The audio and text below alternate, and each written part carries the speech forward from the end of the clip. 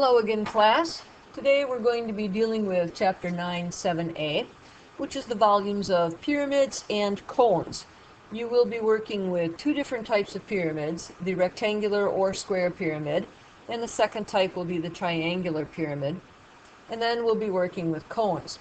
Now, one of the things that you're going to notice is that the formulas for these volumes do look very similar to the prisms. We do find in mathematics that there is a relationship between the volume of a rectangular pyramid and a rectangular prism that has the same size base, and that is the fact that the pyramid is 1/3 of the prism. That's why there's a 1/3 in the formula. We are going to substitute in, because we have a length here of 5. Don't forget to take that 1/3 along with you, and the width is 4. The height here is going to be 11, and one thing you're going to have to watch for in a pyramid is the fact that the height comes from the very tip-top part of the pyramid, that point at the very top of a pyramid, and drops right smack dab into the center of the base.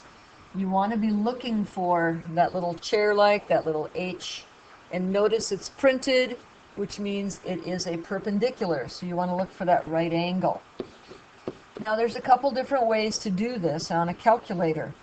You can use your fraction key, 1 fraction key 3 times 20, because I do the 5 times 4 in my head, times 11, and then press equals. Or what you can do is figure, all right, 5 times 4 is 20 times 11, and then divide by 3. So you can do it either way. And you're going to be rounding off, in many cases, to the nearest unit. Watch your directions. Sometimes they will give you the nearest tenth. Usually it's the nearest unit. In this case, we're going to be at 73 cubic inches.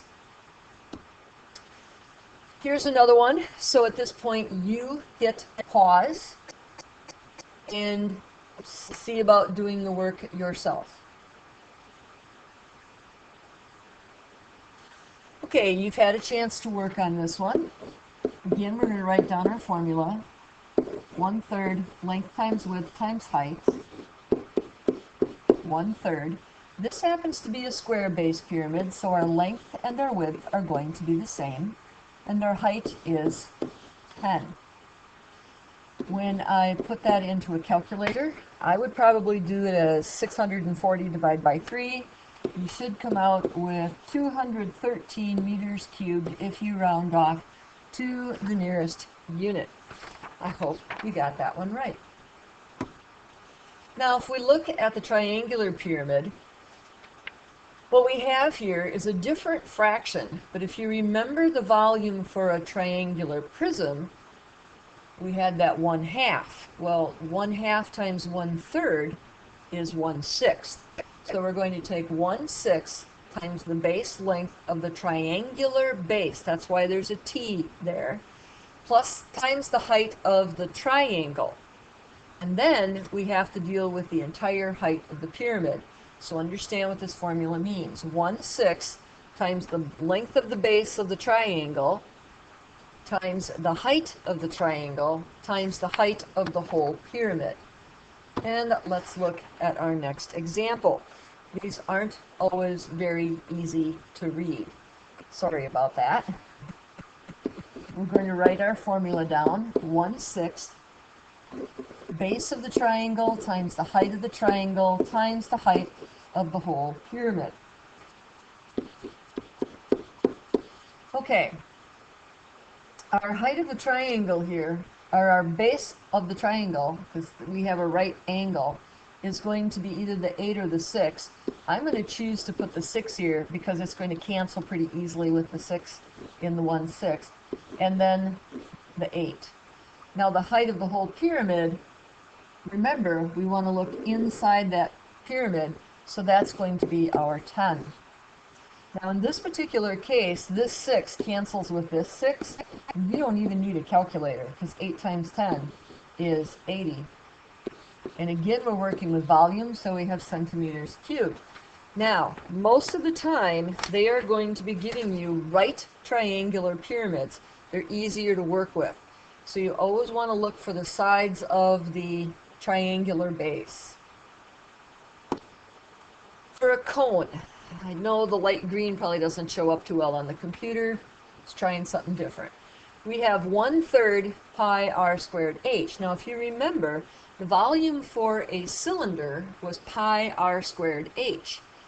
Just like the fact that a pyramid is 1/3 of a prism, a cone is 1/3 of a cylinder.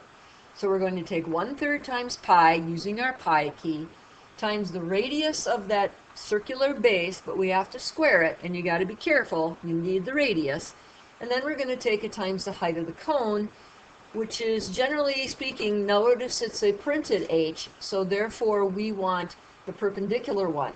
If they would happen to give you a number here, oh, let's say a 10, we would ignore that because that's a slanted height. This h is not a cursive h, it's a printed h. So we're not going to worry about if they give us that slant height. We're going to look for that perpendicular height. It's going to go from the point of the cone to the center of the circular base. So we're going to write our formula, 1/3 pi r squared h. We're going to keep the pi just as plain old pi. We're not going to put in 3.14 unless they tell us to do it. We are given the radius in this circle, which is nice. I have a tendency to write it down twice, that's just me. And then 18. Now, here's me again. This 3 over here will cancel with this 18 up there, so I actually have a 6. So now I'm going to put pi. I would do the 4 times 4 together, so I would put in pi times 16 times 6. Actually, take that back. They usually will have you do 96 pi. They'll have you do 16 times 6 is 96 pi, and then they'll have you go out to the 302 meters cubed. The reason they do that is sometimes they will actually tell you to leave your answer in terms of pi, so then you can leave it as 96 pi. Let's look at example B, which is another cone. Our formula is going to be 1/3 pi r squared h.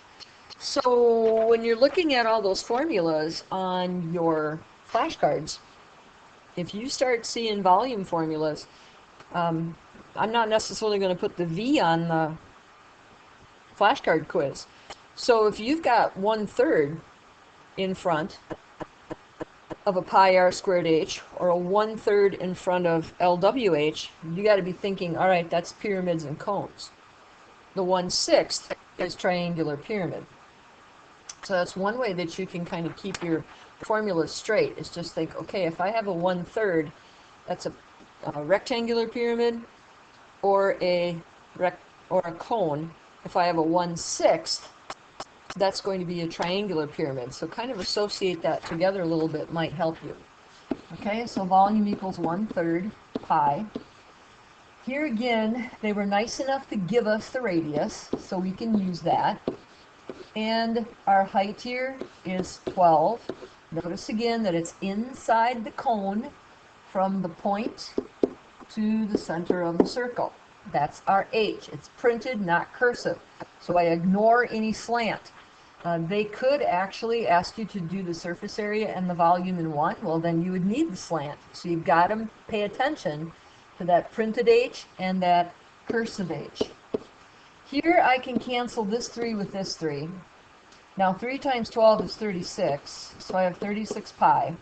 Now is where I'm going to get out my calculator, take 36 times pi, and I will get 113 meters cubed. And that concludes lesson 9-7A. Please respond with clarinet. Scouting out.